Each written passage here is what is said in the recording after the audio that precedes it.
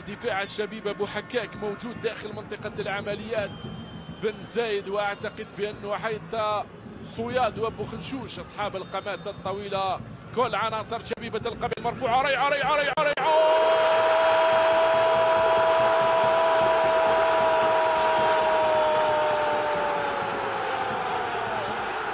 وضعها في شباك بوخنشوش.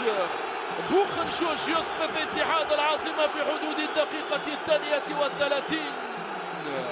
بوخنشوش يلهب المدرجات.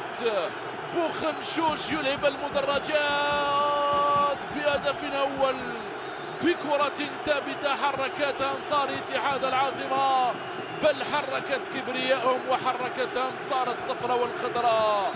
شبيبة القبائل بقوة، شبيبة القبائل تأخذ الأسبقية، شبيبة القبائل في وقت حساس وحده من غير رقابة.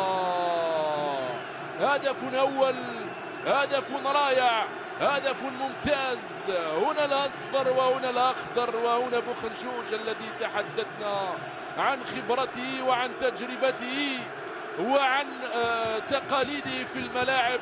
هو يمنح الشبيبة التقدم.